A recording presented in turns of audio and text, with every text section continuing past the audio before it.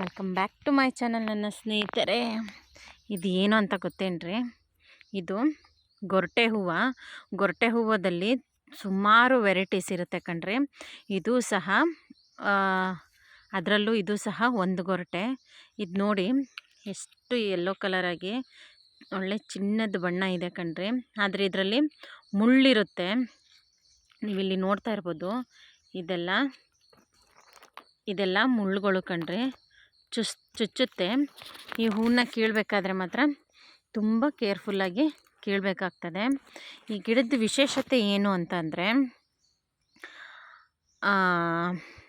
ನಾವಂತೂ ಇದು ಸಣ್ಣ ಮಕ್ಕಳಿಂದನೂ ನೋಡಿದ್ದೀವಿ. ನೀವು ನೋಡಿದ್ದೀರೋ ಏನೋ ಗೊತ್ತಿಲ್ಲ.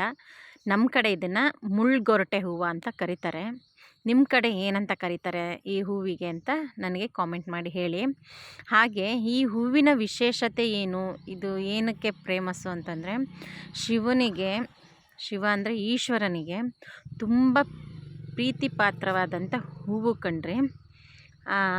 ಹಾಗೆ ಈ ಹೂವನ್ನು ಶಿವನ ಪೂಜೆಗೆ ತುಂಬ ಶ್ರೇಷ್ಠ ಅಂತ ಹೇಳ್ತಾರೆ. ಯಾಕೆ ಅಂತಂದರೆ, ಈ ಹೂವು ಹಾಕಿ ಪೂಜೆ ಮಾಡಿದ್ರೆ ಒಂದು ಚಿನ್ನದ ಹೂವು ಹಾಕಿ ಪೂಜೆ ಮಾಡಿದಷ್ಟು ಶ್ರೇಷ್ಠ ಅಂತೆ. ಆಗಿನ ಕಾಲದಲ್ಲಿ ಚಿನ್ನದ ಹೂವೇ ಹಾಕಿ ಪೂಜೆ ಮಾಡ್ತಾಯಿದ್ರಂತೆ. ಇವಾಗ ಪರ್ಚ್ಕೊಂಡ್ರೂ ಸಹ ಚಿನ್ನದ ಹೂವು ಸಿಗೋದಿಲ್ಲ. ಯಾಕೆಂದರೆ ಅಷ್ಟೊಂದು ರೇಟ್ ಆಗಿದೆ ಚಿನ್ನ. ಇರಲಿ ಅದೊಂದು ಸೈಡಲ್ಲಿ. ಈ ಹೂವು ಈಶ್ವರನಿಗೆ ಪ್ರಿಯವಾದ ಕಾರಣ ಈ ಹೂವನ್ನ ಚಿನ್ನದ ಹೂವಿಗೆ ಹೋಲಿಸ್ತಾರೆ ಸ್ನೇಹಿತರೆ. ಇದು ಶಿವನಿಗೆ ತುಂಬ ಪ್ರೀತಿಯಾಗಿರೋಂಥ ಕಾರಣದಿಂದಾಗಿ ಅಷ್ಟೇ ಶ್ರೇಷ್ಠನೂ ಸಹ ಈ ಹೂವು. ನೀವೆಲ್ಲ ಈ ಹೂವನ್ನ ನೋಡಿದ್ದೀರಾ, ಏನಂತ ಹೇಳ್ತೀರಾ? ಈ ಹೂವಿಗೆ ನಿಮ್ಮ ಕಡೆ ಎಲ್ಲ ಈ ಹೂವಿಗೆ ಏನಂತ ಹೆಸರಿದೆ, ಏನಂತ ಇದೆ, ಗಿಡಕ್ಕೆ ಏನಂತ ಕರಿತೀರಾ ಅಂತ ಹೇಳಿ. ಈ ಕಡೆ ಅಂತೂ ಒಂದು 2-3 ಕಡೆ ಈ ಗೊರಟೆ ಹೂವು ಗಿಡ ಇದೆ.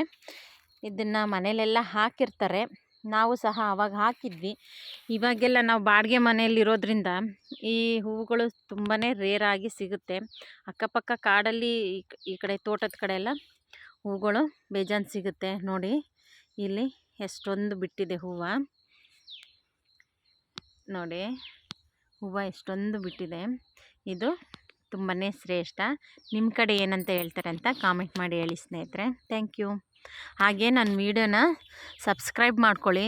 ಕೆಲವರಿಗೆ ನೋಟಿಫಿಕೇಷನ್ನೇ ಹೋಗ್ತಾ ಇಲ್ಲ ಅಂತ ಹೇಳ್ತಾರೆ. ಬೆಲ್ ಐಕಾನ್ ಒತ್ತುತ್ತಿರಲ್ಲ, ಆವಾಗ ಆಲ್ ಅಂತ ಒಂದು ಆಪ್ಷನ್ ಬರುತ್ತೆ ಸ್ನೇಹಿತರೆ. ಆ ಆಲ್ ಅನ್ನೋ ಆಪ್ಷನ್ನ ಓಕೆ ಕೊಡಿ. ಆವಾಗ ನಂದೆಲ್ಲ ವೀಡಿಯೋಸು ಸಹ ಕುಕ್ಕಿಂಗ್ ವೀಡಿಯೋಸು, ಈ ಥರ ಲಾಗ್ಸು, ಆಮೇಲೆ ಗಿಡದ ಬಗ್ಗೆ, ಆಯುರ್ವೇದಿಕ್ ಗಿಡದ ಬಗ್ಗೆ ಹಾಕ್ತಾ ಇರೋ ವೀಡಿಯೋಸ್ ಎಲ್ಲ ನಿಮಗೆ ಬರ್ತದೆ. Thank you.